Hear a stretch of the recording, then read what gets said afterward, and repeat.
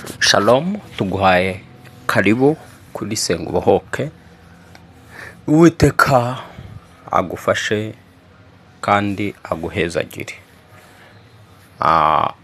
Wowe wakoze subscribe, turabigushimiye. Uwiteka agumugisha. Kandi nawe utarayikora kaza kutureba, nawe turabigushimiye. Imana igumugisha, ariko nawe uyikore kuko ni by'ingenzi. Kuko iyo ukoze subscribe bigufasha kugira ngo channel isigare muri telefoni yawe.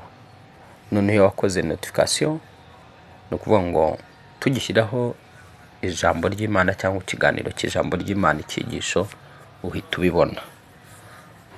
Ntuzabangamirwe no kuza kuvuga ngo harya wa mukozi w'Imana wigishije ibi ngibi ujya kumurondera bikugoye. Ntabwo babicyongeye kukugora. Ngwino rero tuganire ijambo ry'Imana. Ndabizi yuko urava hano wubakitse rwose kuri wo ukunda ijambo ry'Imana. Tumaze iminsi myinshi twigisha ibintu bitandukanye. Tugisha inyigisho z'umwuka zigaruka ku isi y'umwuka n'imikorere yayo. Uyu munsi tugiye kuganira ku ijambo rijyanye n'uburyo umuntu ugomba gukomunikana n'isi y'umwuka, n'imbogamizi zatuma udakomunikana n'isi y'umwuka ku mpande zombi. Iyo tuvuga isi y'umwuka, ubwo turavuga ijuru, turavuga n'ikuzimu. Noneho nyuma yo kuvuga ibyo byose, isi y'umwuka kugira ngo ukomunikane nayo mu bice byombi uko ari bibiri. Igice cy'Imana ariyo si y'umwuka twita ijuru, gukomunikana nayo, kumvikana nayo, guhuza n'ijuru. Turavuga ibisabwa kugira ngo uhuze n'ijuru, ugendane n'ijuru uri hano mu isi. Wowe mwana w'umuntu wambaye umubiri, ni gute wagendana n'ijuru uri hano mu isi, ugakorana naryo uri hano mu isi? Ijuru nturireba, nturanajyayo mu buryo bw'umubiri, nta nuranajyayo ngo azatubwire. Ariko se mu ijuru dushobora kukomunikana nabo gute turi hano mu isi, tugakorana n'ijuru turi hano mu isi? Ese abakorana n'isi y'umwuka igice cy'ikuzimu bakorana nayo gute bari hano mu isi? Icyo nicyo tugiye kuvuga. Noneho rero sasa, izo si zombi zifite amategeko n'amabwiriza azigenga. Isi y'umwuka igice cya Satani ifite amabwiriza n'amategeko ayigenga. Igice cy'ijuru nacyo ubwacyo gifite amategeko n'amabwiriza akigenga. Kugira ngo ukorane n'ijuru birasaba iki? Kugira ngo ukorane n'abadayimoni na Satani birasaba iki? Ingaruka zo gukorana n'abadayimoni na Satani ni izihe?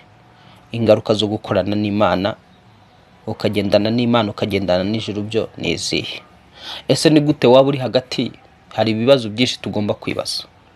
Ni gute waba uzi kuri muri kote y'ijuru, abadayimoni baturuka muri kote y'ubwami bw'umwijima bakakugiraho ubutware? Biba byatewe n'iki? Biba byatewe n'iki kugira ngo abadayimoni cyangwa ababarizwa muri kote y'isi y'umwijima, nk'isi y'umwuka igice cyahabariya nyine, bagira ububasha kuri ba bandi bari muri kote y'igice cy'Imana? Ibyo nibyo tugiye kuvuga. Mana nyiricyubahiro, tuje imbere y'amaso yawe duciye bugufi. Ibyo tugiye kuganiraho nta wabasha kubisobanura pe adafite umwuka wawe. Nta n'umwe sinabasha kubivugaho ngo mbisobanure igihe umwuka wawe ataje ngo afate akanwa kanjye n'ubwonko bwanjye n'ibitekerezo byanjye n'imyumvire n'umutima. Umwuka wera atampashe, twavuga ibitari byo, twabeshya abantu. Ariko umwuka wawe ndamusaba kugira ngo azamfate, avuge buri kimwe cyose kuri ibyo tuvuze, asobanure kandi yigishe, azana umucyo kuri ibi ngibi, azana umucyo kuri ibi bintu abantu bibaza. Kwa jina Yesu, umwuka wera ngwino ubu mucyo, zopetese kiriya holia, tubera umucyo, ohereza ijambo ritubera umucyo muri izi mpande zombi. ni gute umuntu yakorana n'ijuru ari hano mu isi? Ni gute umuntu yagendana n'ijuru ari hano mu isi? Ni gute umuntu yabona imigisha ari hano mu isi ivuye mu ijuru? Ni gute umuntu avugana nawe ari hano mu isi? Uwiteka ni gute umuntu ari mu isi yambaye inyama n'amaraso avugana nawe atakubona, avugana nawe utagaragara kandi wagaragara? Ni gute umuntu akorana nawe ari hano mu isi? Ngwino usobanure. Ni gute mwami bamwe muri bari abantu bo muri yindi kote y'isi y'ubwami bw'umwijima, abakwanga, abahisemo kuyoboka ubwami bw'umwijima no gukora Satani, ni gute bakorana na Satani bari hano mu isi? None se ni gute Uwiteka abo muri kote ya Satani bagira ububasha, bagira ubushobozi bwo kugera kuri ba bandi mwami bari mu bwami bwawe? Biterwa n'iki? Ngaho ngwino usobanure. Urakoze Mwuka Wera. Na buri wese rero uje hano kuri Senga Ubuhoke asobanukirwe kandi ave hano afashijwe mu izina rya Yesu Kristo, afashijwe cyane kandi akomejwe mu bwenge bwe yungutse kwa Yesu, mu bumenyi bwe yungutse n'imbaraga zungutse. Urakoze kumva gusenga byose gushaka no kushima mu izina rya Yesu usumba amazina yose. Amen. Dutangiye tukwibaza iyi si y'umwuka, isi zombi uko ari ebyiri z'umwuka. Bushize twigishije gukorera hanze y'umubiri, tuvuga uko umuntu ashobora gukorera hanze y'umubiri, ariko ntitwavuga uko umuntu ashobora gukorera mu mubiri. Hanze y'umubiri ushobora kuhakorera ibyiza, hanze y'umubiri ushobora kuhakorera ibibi. Hanze y'umubiri ushobora gukorera Satani, hanze y'umubiri ushobora gukorera Imana. Hanze y'umubiri ushobora gukorera Satani mu mubiri wawe, uri mu mubiri wawe cyangwa uri hanze y'umubiri wawe. Nanone ushobora gukorera Imana uri mu mubiri wawe cyangwa ugakorera Imana uri hanze y'umubiri. Byose ni Imana ibigena, cyane cyane kuba biyemeje gukorana n'Imana. Nabiyemeje gukorana na Satani rero ni amahitamo yabo. Reka rero tuva aho ngaho twibajije rero ngo ni gute umuntu akorana n'Imana ari hano mu isi yambaye umubiri. Bisaba gusohoka hanze y'umubiri, kuko Imana idatuye mu mubiri, Imana iba mu ijuru. Iyo usohotse hanze y'umubiri ukitandukanya n'umubiri, niho ubasha kumva iby'Imana ivugana n'ubugingo bwawe, iby'Imana ivugana n'ubushake bwawe. Ntabwo waba uri muri uyu mubiri ukifatanya n'umubiri, ugifite imyumvire ya kimubiri, ugifite imyumvire n'imitekerereze y'umubiri, ngo ubashe kwakira icyo Imana nyir'ijuru n'isi, ubashe kuvugana n'isi y'umwuka igiti cy'ijuru. Ntibikunda igihe ukiri muri uyu mubiri. Niyo mpamvu Pawulo yavuze ngo nzi umuntu wavuye wajyanywe mu ijuru. Reka dusome icyo cyanditswe Pawulo abivugaho. Reka dusome icyo cyanditswe Pawulo abivugaho maze usobanukirwe. We yaravuze ngo nzi umuntu wagiye muri paradizo cyangwa se yagiye mu ijuru rya gatatu, akumva bitavugwa. Niba yarari mu mubiri simbizi, niba atarawurimo ntabyo nzi. Niko we yivugiye ngo niba yarari mu mubiri ntabyo nzi, niba atarawurimo ntabyo nzi. Icyakora ngo yageze mu ijuru. Ni Abakorino ba kabiri igice cya 12. Reka dusome Abakorino ba kabiri igice cya 12 kuva ku murongo wa 2. Atangira avuga ngo nzi umuntu wo muri Kristo wazamuwe. Urumva uyu muntu wo muri Kristo yarazamuwe, hari imbaraga zaje ziramuterura. Ubwo ntangiye gusobanura uburyo ukorana n'ijuru. Ni gute dukorana n'ijuru? Ni gute wakorana n'Imana? Ni gute wakorana n'Imana uri mu mubiri kandi Imana itagaragara? icyo nicyo dutangiye gusobanura. Ni gute wowe wakorana n'Imana yo mu ijuru itagaragara, kandi wowe uri mu isi wambaye umubiri utagaragara n'iryo juru, wambaye umubiri ugaragara. Ijuru kwanza ntirigaragara, Imana ntigaragara, ntiwayibonesha amaso, kandi wowe wambaye umubiri uragaragara. None se wakorana n'iyo Mana itagaragara gute, itaboneka gute, kandi woboneka? Aho rero niho dutangiye gusobanura. Hano rero Pawulo atangiye twigisha ngo nzi umuntu wo muri Kristo. Iryo ni ijambo rya mbere, twetse ko hari umuntu wo muri Kristo. Ijambo rya mbere, kugira ngo ukorane n'Imana bisaba kuba warizeye Yesu Kristo, waramwakiriye mu bugingo bwawe. Iyo niyo ntambwe ya mbere, kuba warakiriye Yesu Kristo mu mutima wawe no mu bugingo bwawe. Noneho iyo wakiriye Kristo Yesu mu mutima no mu bugingo bwawe, wowe uba uri uwo muri Kristo.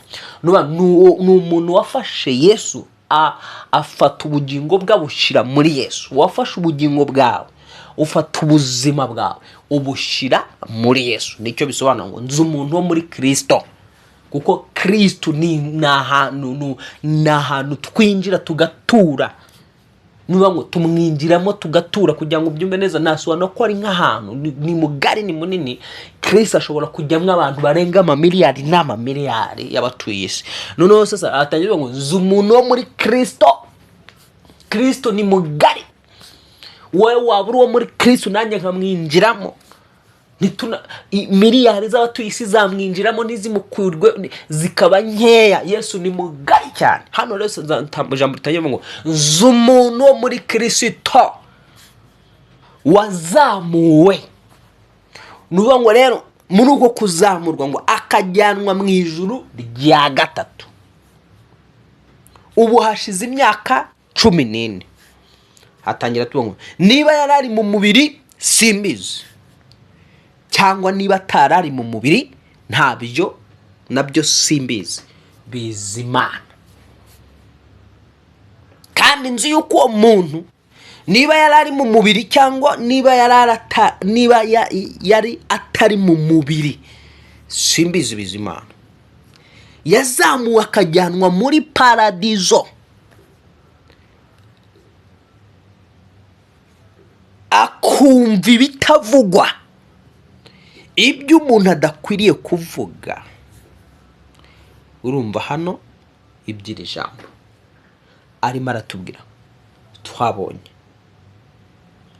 uyu muntu wo muri Kristo yazamuwe nande,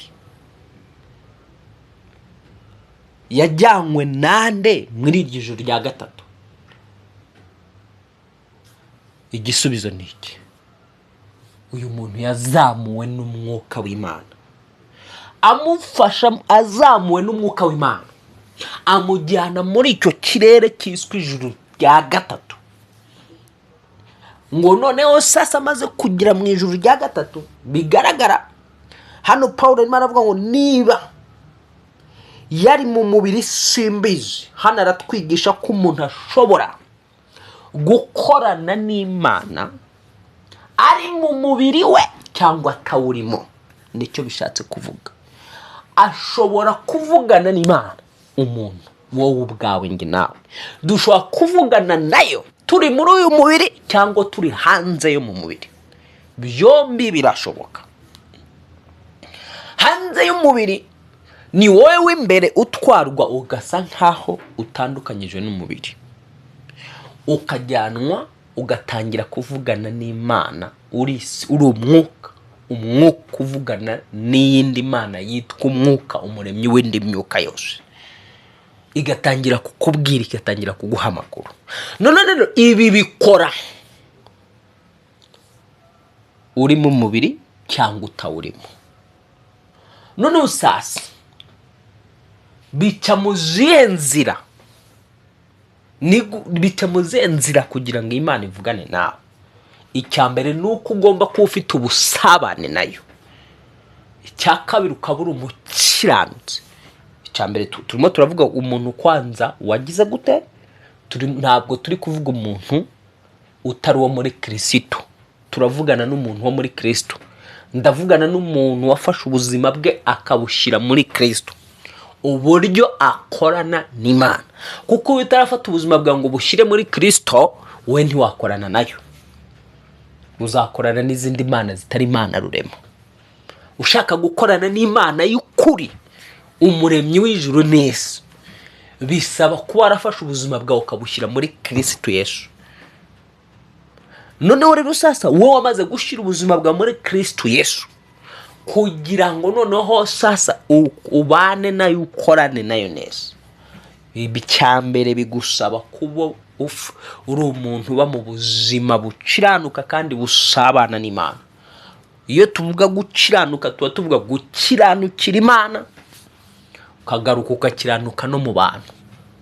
Ntabwo gukiranukira Imana bihagije gusa, ugomba nanone no gukiranuka hagati y'abantu nawe. Noneho kabiri ukaba mu buzima busabana n'Imana. Busabana n'Imana biciye mu bintu bibiri.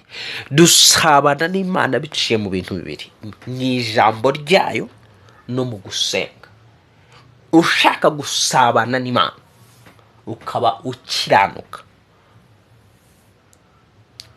bigusaba kugira ngo usabane nayo biciye mu muyoboro witwa ijambo ryayo, byanditswe byera. Kabiri, amasengesho.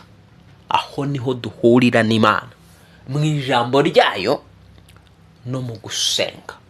Aho niho tuvugana nayo, aho niho dusabana nayo.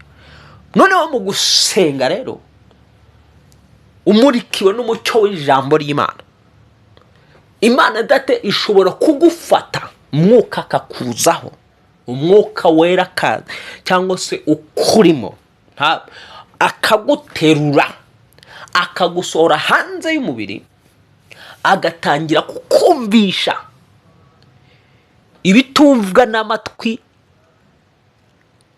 y'abandi bantu, agatangira kukumvisha ibitavugwa hano mu isi, byagora bamwe kubyumva badafite umwuka w'Imana.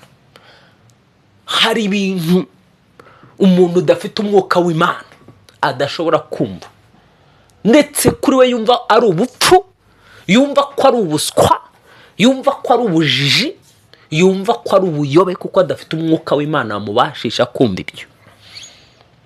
Ibi tuvuze gukorera hanze y'umubiri, umuntu udafite umwuka w'Imana, utarafungutse ngo amenye ko umuntu ari umwuka w'ubugingo, umuntu atari umubiri. Umubiri ni ubuturo, ni inzu ubayemo. Rero nk'uko usohoka mu nzu yawe utuye ukajya mu kazi kawe, ushobora kuba kunyumva utwaye imodoka, ushobora kuba uri kunyumva uri hanze utari mu nzu n'imbere. Uko rero wowe mubiri wawe usohoka ukava mu nzu yawe, uko umubiri wawe usohoka ukinjira mu modoka ugatwara, uko umubiri wawe uva aho utuye ukagenda ukajya mu kazi, mu biro, muri ofisi yawe, niko umuntu w'imbere abasha gusohoka mu mubiri we akagenda. Mu buryo bw'umwuka, umwuka wera yagutwara akakujyana, agatangira kukwereka.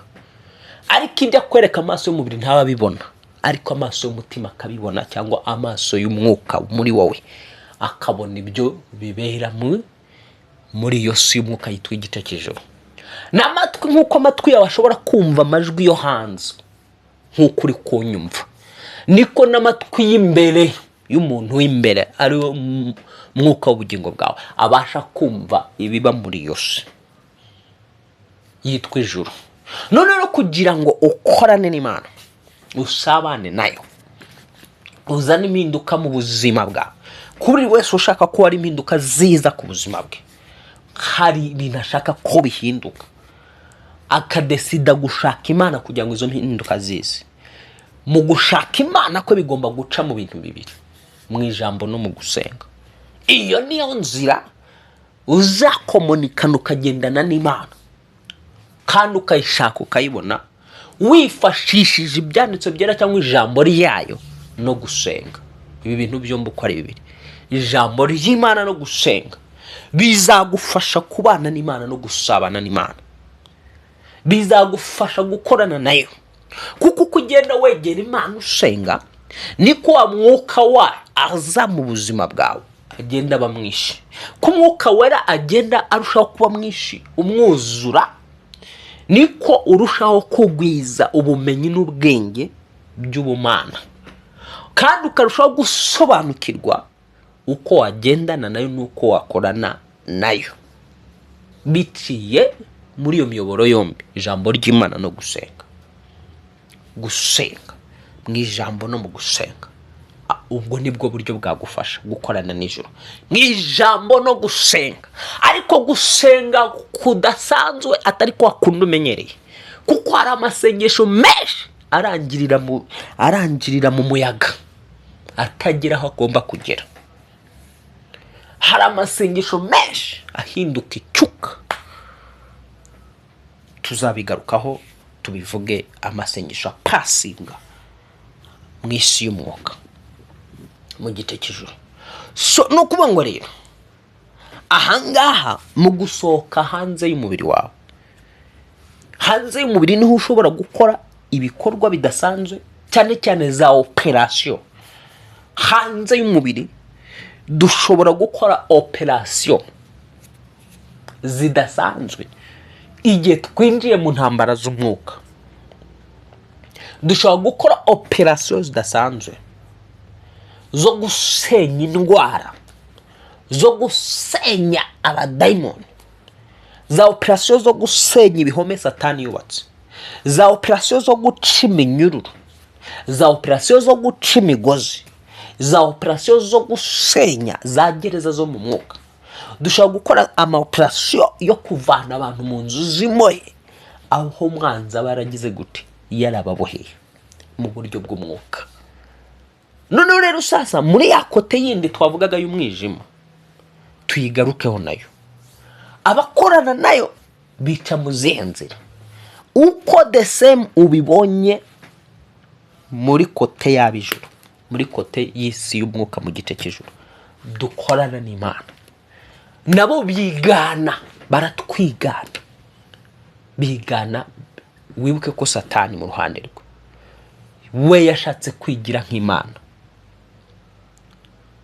Reka tubisome tubanze tumurebe kugira ngo nsobanurire ibingibi. Sinshaka kumuvugaho ni ikivume yaravumwe ku bwawe, avuma kuvuga ubwacu, ariko kugira ngo dusobanure ibyizi ntambara z'umwuka, reka tuvuge ho gatoya kuri we.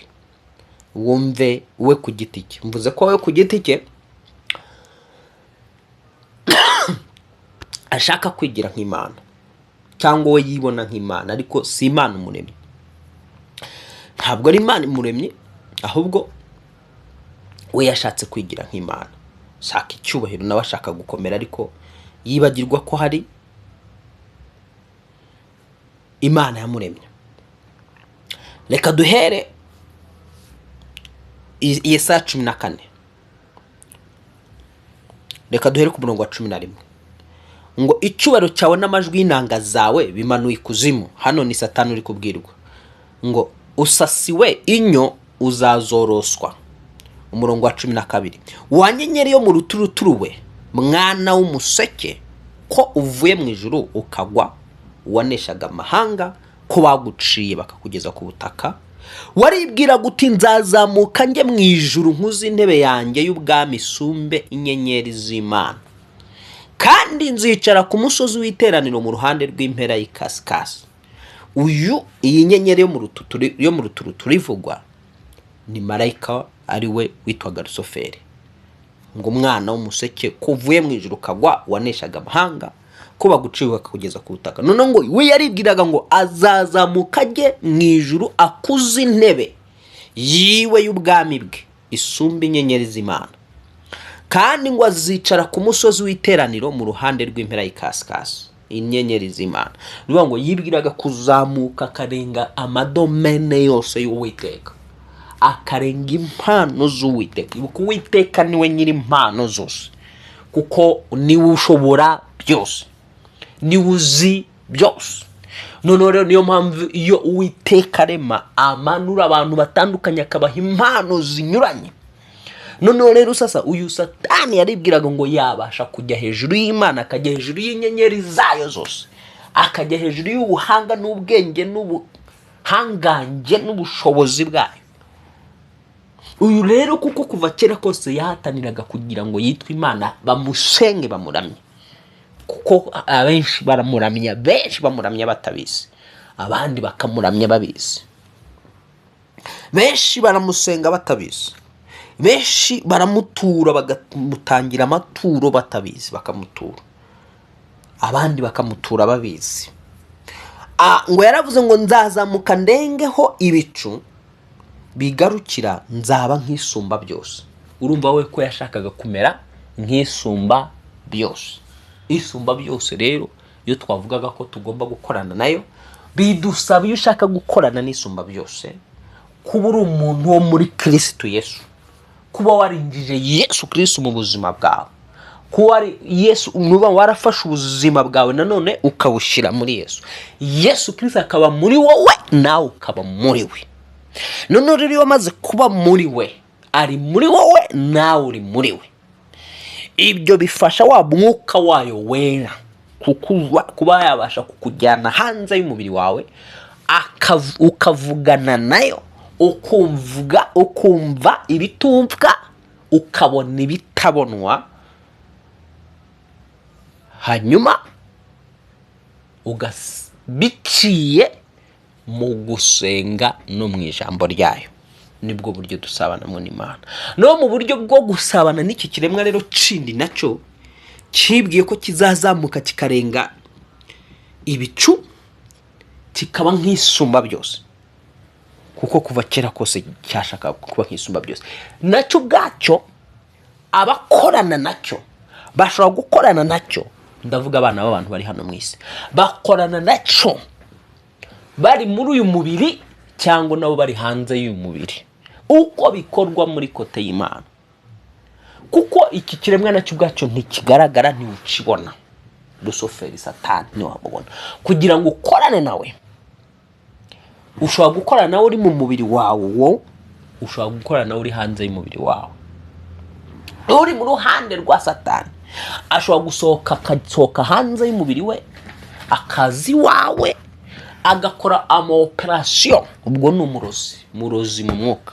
Umurozi akaza agakora operation zo kugusenyera, agakora operation zo kukubohera umugisha, agakora operation zo kukwindizamwo kamere ikugonganisha n'umuntu wawe, agakora operation zo kuguteramo imyuka mibi, akaguteramo umwuka w'ishyara, akaguteramo umwuka w'urwango, akaguteramo umwuka w'ubusambanyi n'irari ryabwo, akaguteramo umwuka w'ubushake bw'inzoga n'ubusinzi, ukakubana ikintu n'ikindi kintu, akaguteramo umwuka w'ubunebwe, umwuka w'ubutaka, akaguteramo umwuka wo kwanga Imana no kwanga ibyayo.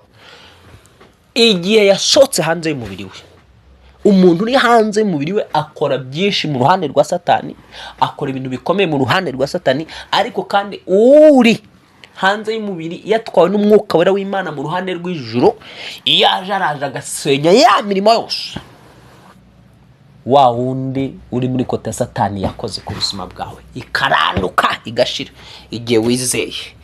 Kuko byose bica mu kwizera. Muri kote y'abana b'umwijima ni ukwizera, muri kote y'ab'Ijuru byose bayobowe n'umwuka witwa kwizera. Kwizera ko kumenya rwose udashidikanya yuko ibiriho biva mu bitagaragara, ibiriho byavuye mu bitariho, ibigaragara byavuye mu bitagaragara. Ariko kandi ukaba udashidikanya rwose kwicyo ukoze ugikoze kibaye mu mpande zombi. Rero iyo abo muri kote y'ubwami bw'umwijima, mu isi y'umwijima, mu gice cy'ikuzimu, bakurushije kwizera mu ruhande rw'Imana yabo, bakurushije kwemera kwabo kukaba hejuru y'ukwawe, bo bakaza bagafunga bakakuzirika bakizera ko birangiye. Wowe umuntu yaza yagusengera yafungura ntiwizere, birangira bakudominye. Nuvuga ngo rero sasa kugira ngo abangabo muri iyi kote y'umwijima bakudomine, bakugireho ubutware, bakugire ubushobozi, nuko ugomba kuba ufite bimwe mu byabo. Udafite ibyabo ntibakubasha, ntibanakubona. Bakubona kuko uba ufite ibyabo. Urugero rwa hafi wambaza ati ibyabo mafite ni ibiki? 1, kuba waba ufitanye nabo amasezerano wigeze gukorana nabo kera, ntuyasese. Igihe wigeze kuba ufitanye amasezerano no muri icyo gice cy'abana b'umwijima cya Satani, ayo masezerano akaba atarasheshwe, baragukurikirana paka ugasanga igihe kirageze bakugezeho n'ubutware kandi bitakagombye kugiraho ubutware. Icyo ni icya mbere. Icya kabiri, ushobora kuba utarigeze ugirana amasezerano nabo, ariko muri wowe ukaba ufite ibyabo. Uri umuntu wa kamere mbi, uri umuntu ishyari ryamunze ridacika. Niba ugira ishyari, cyangwa uri umusinzi, cyangwa uri umusambanyi, cyangwa se uri umunyabwibone, mbega bisaba kugira ngo ube ufite akageso kabo, imbuto zabo. Jambo ryatweretse imbuto z'umwuka izo imbuto z'umwuka arizo mbuto z'ijuru. Imbuto z'umwuka biravuga ngo urukundo, ni amahoro, ni ubugwaneza, ni ibyishimo, ni ugukiranuka, ni ukwirinda, n'ibindi. Ariko buri kazi igaragaza ngo dore imirimo ya kamere agaragara ni kwiba, gusambana, gukora ibiteye isoni, kuvuga ibindi biganiro bibi, n'ibindi. Harimo na bya biganiro bibi n'ibikindi. None iyo ufite kimwe muri byo warambanye muri wowe utashatse kurekura, babana b'umwijima bakugiraho access, bakugiraho ubutware, kuko babona ufite ibyabo. Reka dusome uno murongo. Reka dusome uyu murongo, Yohana igice cya 14. Hanyuma tureta tunasoreza aho ngaho. Ndumva Umwuka Wera ari bube asobanuye mu ncamake icyigisho cy'uno munsi. Ni gute nakorana n'ijuru ndi hano mu isi, nkakorana n'Imana ntayibona itambona, nkagendana nayo ntayibona itambona, ntayibona yo imbona. Ni gute ab'umwijima bakorana na Satani batamubona atagaragara? Nibyo twasobanuraga. Rero twavuze byinshi, ndabizi yuko niba wankurikiranye wansobanukiwe, kandi utasobanukiwe wongera ufungura ugisubiremo kugeza igihe ubyumvise neza. Reka dusome rero Yohana mu gice cyaho cya 14. Yohana igice cya 14.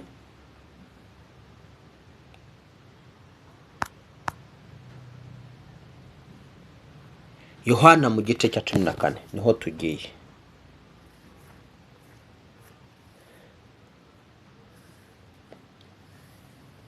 Yohana igice cya 14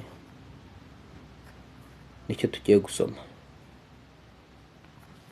Yohana mu gice cya 14, pardon, nagiye mu gice cya mbere niyo mpamvu natinze. Reka tugende mu gice cya 14, arindi mu gice cya mbere kandi navuze igice cya 14. Yohana igice cya 14 atangira avuga ngo kuva ku murongo wa 27 ati, mbasigiye amahoro yanjye ndayabahaye. Imana iguhe amahoro mu izina rya Yesu, kandi wumve ko yafite amahoro yawe. Ngo icyakora simbaha nk'uko abisi batanga. Imitima yanyu ntihagarare kandi ntitinye. Akira kudatinya intambara izo arizo zose mu izina rya Yesu Kristo. Akira kudatinya ikintu icyo ari cyo cyose mu izina rya Yesu Kristo. Ngo mwumvise ko nababwiye nti ndagenda kandi nzagaruka aho muri. Iyaba mwankundaga muba munejejwe nuko njya kwa Data, kuko Data nduta. nuko rero mbibabwiye bitaraba ngo ubwo bizaba muzizere. Umurongo nari ngendereye n'uwa 30. Aravuga ngo sinkivugana namwe byinshi kuko umutware w'ab'isi aza kandi ntacyo mfiteho. Yesu ati sinkivugana namwe byinshi kuko umutware w'ab'isi aza kandi ntacyo mfiteho. Avuga umutware w'ab'isi ntabwo yavugaga Pilato, ntabwo yavugaga iki, yavugaga Satani. Niwe mutware w'ab'isi, umutware w'ab'isi badafite Kristo mu mitima yabo, umwami w'ab'isi badafite Kristo mu bugingo bwabo arazwi n'uwo nguwo mvuze. None rero sasa kugira ngo akugireho access nuko agomba kuba hari icyo agufiteho. Yesu yaravuze ataraje ariko ntacyo amfiteho, ntacyo amfiteho. Sifa kwa Bwana. Bigusaba kugira ngo umwanzi ntabe nta kintu afite ku buzima bwawe, nta busabane namba wigeze ugirana nawe. Iyo nta busabane wagiranye n'umwanzi, iyo utarigeze ukorana nawe kope, ngo ukopere nawe ujye mu bufatanye nawe, iyo utigeze winjira mu bufatanye n'umwanzi ngo mukorane kope, ngo mugirane umushyikirano nawe, ngo ugendane nawe, umva nkubwire mujye mutinya ba bantu bavuga ngo bagiye ikuzimu,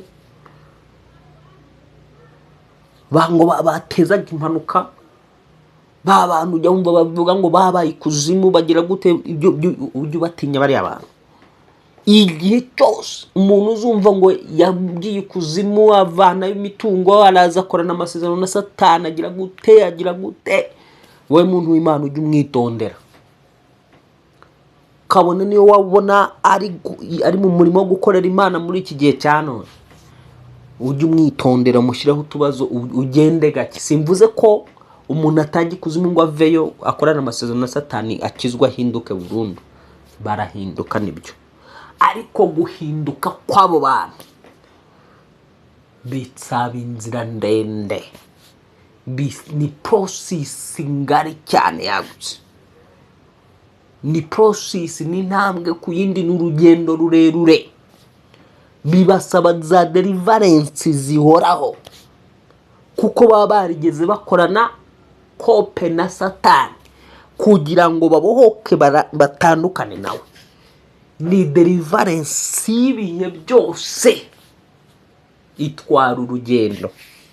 Niyo mpamvu mvuze rero kuba umwumvise wowe utarasobanukirwa, ujye umwitondera, ntugahubuke cyane kuri uwo muntu. Uruye rero Yesu Kristo yavuga ngo umutwara w'isi araje ariko ntacyo amfiteho. Iyo aza kuba hari icyo amufiteho byari kuba ikibazo. Iyo rero Satani agufiteho, hari icyo agufiteho, mu yandi magambo mwarigeze mukopera mukagirana ubufatanye nawe mugakorana, ukaba ufite ibyaha bye cyangwa ingeso ze yakwanduje, ukaba utazihandura cyangwa utazihanaguza amaraso Yesu Kristo. Kuko twebwe abari muri Kristo Yesu twicisha ingeso zacu umwuka wera niwe wica ingeso zacu. So dukoresha umwuka wera tukica za ngeso. Ijambo rivuga ngo mwicisha ingeso umwuka w'Imana. Nuvuga ngo umwuka w'Imana rero abasha kwica za ngeso, abasha konona za kamere. Muri Bibiliya arimba ngo ingeso wa mubi yanyanduje, zashaka kubyuka zinimburu zicepe, mole ni haliwe ni bya Yesu. Nuvuga ngo rero sasa iyo izo ngeso yatwanduje, iyo zishatse kubyuka, duhamagara umwami Yesu akazirimbura, akazica zigapfa. Rero kuko ziba zapfuye ntacyo aba dufiteho. Iyo umwanzi ari icyo agufiteho akugiraho access. Naho ngaho rero ugenzura wibaze uvuga ati se ko ndi umukristo, ese kuba abadayimoni gutya bari bimeze bitya na gutya na gutya, iyi myuka izi imbaraga z'umwijima kuba ziri mu nda yanjye, numva ibintu bigenda mu nda, numva ibintu bigenda mu mubiri kandi nsenga, ese niki cyabaye? Ese aho ngaho ntacyo umwanzi mfite, nta sezerano mfitanye nawe risabwa guseswa. Aho niho ukenera umukozi w'Imana mu shere, aho niho ukenera umuntu uriho ubuntu bw'Imana n'amavuta y'Imana ya Deliverance, kandi akaba yarahawe ubwenge bw'ubumana. Ntabwo Imana uzayibona idaciye mu muntu, Imana uzayibona inyuze mu muntu wayo. Niyo mpamvu Yesu atuma abigishwa be yarabwiye ngo nimugende, nimujyane ifeza, nimujyane imvumba n'ikintu icyo ari cyo cyose cyangwa umwitero, mugenda aho muzagera bakabakira, bakabacumbikiraho muzahagume kugeza igihe muzahava. Noneho sasa iyo nzu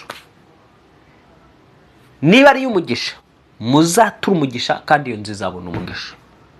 Mu yandi magambo, uwo muntu azabona umugisha. Ngo niba bagaburira bakabaha n'agakombe k'amaso, niba gira icyo babakiriza, muzasaba umugisha. Ariko kandi niba iyo nzu niba itabakiriye, ngo muzakunkumure umukungugu w'ibirenge byanyu.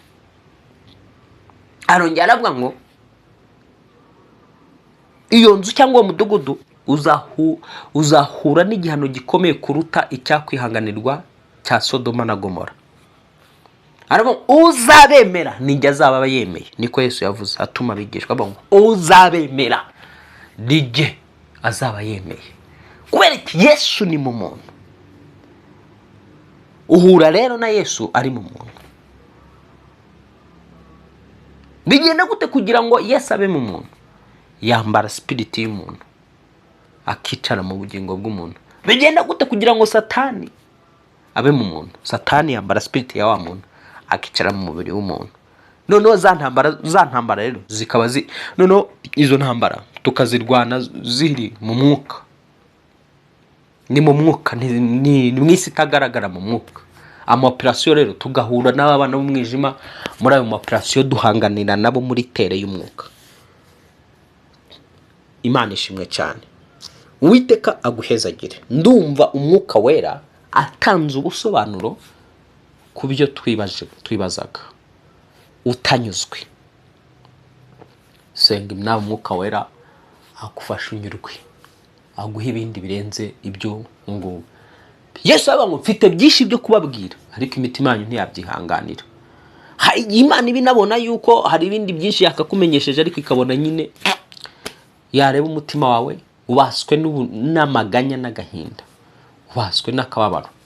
Ntuzi kabone ndamubwira icyungu cyo koza reka muhumurize mubwe nti humura mwana wanjye ndi kumwe nawe, ariko ntikubwire inkomoko y'ibyo Rwanda nabyo naho bituruka, kuko ibona ntiwabyihanganira nturi muri uwo mwanya wabyo.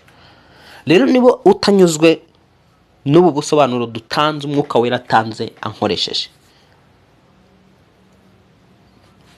wisengera ubwawe umwuka wera aragusobanurira. Ariko tubonye byinshi, tubonye ko gukorana n'ijuru bisaba kuba cyambere kuba uri umuntu wafashe ubugingo bwawe ukabushyira muri Kristo, ukaba uri umuntu wo muri Kristo Yesu. Uwo muntu wo muri Kristo Yesu rero bituma umwuka wera mujyana hanze y'umubiri.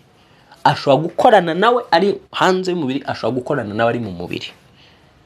Hakaba operation runaka akorwa na wa muntu yo gusenya ubwami bw'umwijima n'imikorere yabwo, no kubohora abantu no gukiza abantu. No muri kote Satani rero twabonye ko ariko bimeze. Bisaba kugira ngo uri umwe mu bantu bafashe ubuzima bwabo bakabuha Satani, bakahagurukira kurwanya iby'Imana n'abantu bayo. Munsi umwe Yesu abwira abayuda. Reka tubyumva ahangaha. Yesu avugana n'abayuda mu gice cy'8 cya Yohana, hanyuma dusoreza aho ngaho. Uwo murongo ntago nari nkuvuze kandi byari ngombwa nawo kuvuga, hanyuma duhite dusoza.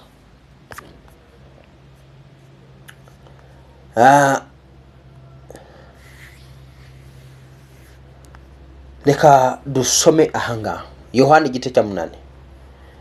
tuhere ku murongo wa 33 ngo baramusubiza bati ko turi urubyaro rwa Aburahamu akaba ari ntabwo twigeze na hato tubimbata z'umuntu wese none uvugiye iki ko tuzabaturwa. Yesu abasubiza ati nukuri ndababwira yuko umuntu wese ukora ibyaha n'imbata y'ibyaha. Imbata ntiba mu rugo iteka ahubwo mwene nyirarwo ni urugumamo. Nuko umwana n'ababatura muzamubatuwe by'ukuri. Uyu Kristo niwe waje kubatura abantu ngo abakure mu bo retwa cyangwa mu bubata bw'ibyaha. Iyo tuvuga ibyaha ujye uhita wibuka umwami w'ibyaha nindi. Umwami w'ibyaha ni Satani. Satani ni umwami w'ibyaha. Niwe uhagarariye icyaha ku isi, niwe ugiteza. So nuvuga ngo rero uyu ufite icyaha muri wowe aravuga ngo uya afite ibyanjye, uyu nuwanjye. Uyu nuwanjye. Umva ukuntu rero Yesu yaje kubabwira. 39 aravuga ngo aramusubiza bati Aburahamu niwe data. Yesu arababwira ati iyaba muri abana b'Aburahamu koko muba mukora nk'uko Aburahamu yakoraga, ariko none dore murashaka kunyica kandi ndi umuntu ubabwiye iby'ukuri. Ibyo numvise ku Mana, nyamara Aburahamu we ntigeze atyo. Ibyo mukora ni nk'ibyasu. Urumva direct Yesu atangiye aberura avuga ngo ibyo mukora ni nk'ibyasu. Urumva iyo ukora ibyo Satani akora abona kuri we. Satani niwe wa mbere ugira ishyari. Yagiriye ishyari rimwe ry'umwana w'umuntu. Agira ishyari riramurya Imana imaze kurema umuntu imubwiye ngo twara amafi yo mu nyanja n'ibisiga byo mu kirere. We yirebaho arabona nta butwara afite, ntacyo afite, ntacyo atunze. Muri rya shyari rimutuma ashakisha uburyo muteranya n'Imana kugira ngo mudomine. Iyo ugira ishyari rero buruwe. Iyo ugira uburyarya buruwe. Reka dukomeze n'ibindi twavuga hangaho birebire ni byinshi. Aba ngo ibyo mukora ni nk'ibyasu. Iyo wica, iyo ugambana ukagirira nabi bagenzi bawe buruwe. Hano aravuga ngo baramubwira bati ntituri ibi byarwa ahubwo dufite data umwe ari we Mana. Yesu arababwira ati iyaba Imana yari so muba munkunze kuko naje nkomotse ku Mana, sinaje kubwanjye ahubwo naje yantumye. Niki gituma mutamenya imvugo yanjye? Uko mutabasha kumvija nuko mutabasha kumva ijambo ryanjye. Mukomoka kuri so Satani, kandi byose ararikira nibyo namwe mushaka gukora. Urumva hano Yesu agaragaje aba bantu n'abantu twakagombye kuvuga ko barimwe n'Imana. Noneho by'igitangaza n'abantu ubwabo barimo baravuga ngo na Imana niyo so, niyo papa, niwo mubyeyi wabo. Ariko Yesu arababwiye ati no, nubwo muvuga ko musenga, nubwo muvuga ko mwubahiriza amategeko, mukagendera mu mihango itegetswe n'amategeko Mose yari yarahawe n'Imana n'indi byose, aba ngo ariko mwebwe siko bimeze, mukomoka kuri so Satani. Kumbe umuntu yanasenga ari umwana wa Satani. Kumbe umuntu yanakwigisha akavuga ibikorwa bitandukanye ariko ari umwana wa Satani. Abo Yesu yabwiye ngo mukomoka kuri so Satani baramubwiraga ngo Imana niyo data kandi Aburahamu niwe mubyeyi wacu.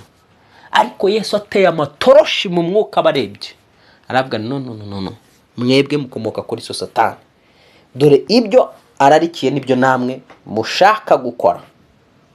Nuko rero sasa Satani kugira ngo akugireho ubutwari usenga, nuko hari ingesa bayaraguteyemo ikakubamo karande igihe cyose, ikakubamo ntuyimenye nawe ngo usaba Imana kugira ngo ikuvanemo iyice. Ibyo rero biha uburenganzira bwo kuvuga ngo uyu mufiteho, hari icyo mufiteho, akaza gukurikirana avuga ati nuwanjye kwa jina ntabwo uri wa Satani uri w'Imana. Tandukana n'utu tugeso mu izina rya Yesu Kristo. Imbaraga z'Imana zikuvanemo ikintu cyose wari ufite cya Satani kwa jina la Yesu. Imbaraga z'Imana zikuvanemo ikintu cyose wari ufite cya Satani kwa jina Yesu. Ntakagira icyo gupfa kiwe ubufite, icyo wari ufite kiwe cyose ukirekure mu izina rya Yesu. Maze ibi bizatuma abadayimoni bagucika n'imyuka mibi guhunga byiteka. Uhabwa amahoro, uhabwa umugisha w'Imana. Turagusaba wari urimo uratumva utarakora subscribe uyikore hano kuri Sengubohoke, hanyuma uje ku isengesho ribohora official, igicaniro cy'amasengesho. Aho niho dusengera amadestination yacu, niho dusengera ejo hacu, kuri icyo gicaniro cyitwa isengesho ribohora official. Ni igicaniro cy'amasengesho, ni ijambo rigufi ariko tukanasenga, tugafata umwanya wo gusengera amadestination yacu, ubuzima bwacu, imibereho yacu, ejo hacu hazaza. Gutyo tukarwanirira, tukinjira mu isi y'umwuka, tugatangira kurwana dusenga. Rero wihute kuri isengesho ribohora official, urahasanga ubwoko bwose bw'amasengesho, ndetse ujye ubana natwe aho ngaho buri munsi. Niko tuba turi gusenga Imana mu isengesho rya buri munsi. Imana igumugisha, Imana ikugirire neza. Mwari kumwe na Pastor Justus. Shalom shalom, mugira amahoro, mukande subscribe. Uwiteka abahe umugisha.